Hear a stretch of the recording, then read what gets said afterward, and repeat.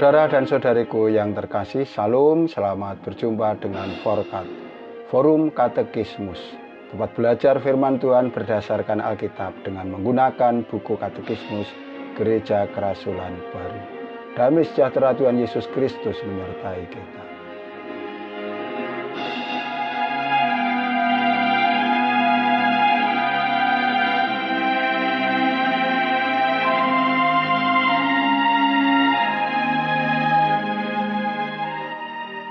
Kita sampai pada soal jawab nomor 120.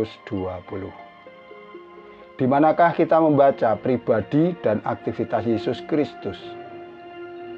4 Injil menurut Matius, Markus, Lukas, dan Yohanes di dalam Perjanjian Baru memberikan suatu catatan kehidupan dan aktivitas Yesus Kristus. Namun maksud para penginjil ini, yaitu para penulis Injil-Injil ini, bukan untuk menulis suatu biografi dari Yesus, melainkan mereka memberi kesaksian dari kepercayaan bahwa Yesus dari Nazaret adalah Sang Mesias. Soal nomor 121. Bagaimana Putra Allah masuk ke dalam keberadaan manusiawinya? Putra Allah dilahirkan sebagai seorang manusia dari perawan Maria di Bethlehem. Kelahirannya digambarkan di dalam Injil-Injil menurut Matius dan Lukas. Yesus dilahirkan pada masa ketika Herodes memerintah Yudea sebagai raja dan ketika Agustus adalah sebagai kaisar di Roma.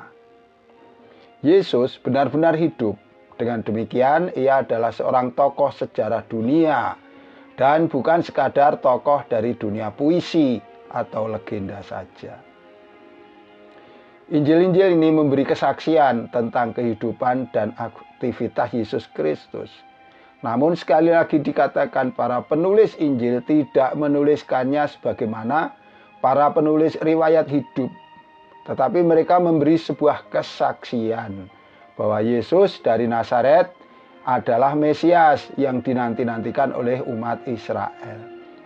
Sejarahnya adalah kisah tentang campur tangan Allah yang menyelamatkan dalam perjalanan dunia dari awal kerajaan Allah di dalam pribadinya. Unsur-unsur penting pengakuan kepada Kristus berdasar pada kesaksian tentang Yesus di dalam Perjanjian Baru.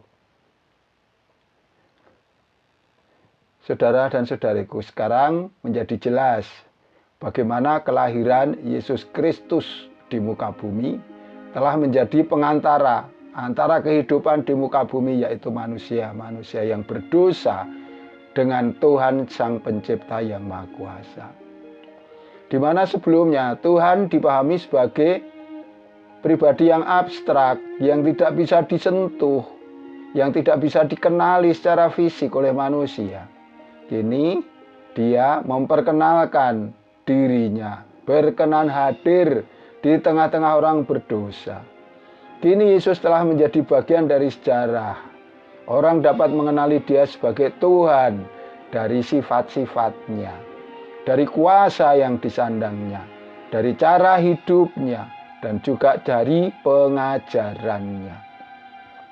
Ini adalah berita baik dan juga fakta yang disaksikan dan tercatat oleh sejarah.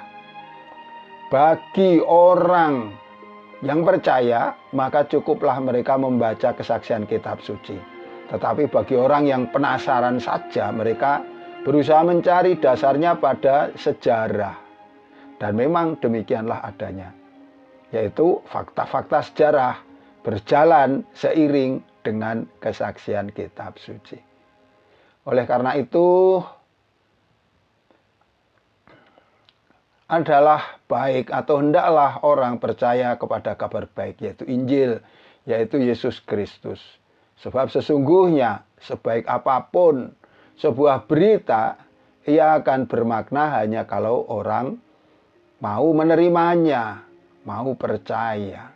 Jika orang menutup diri, menutup hati mereka, tidak percaya dan tidak mau menerima, maka yang akan mengalami kerugian adalah manusia itu sendiri.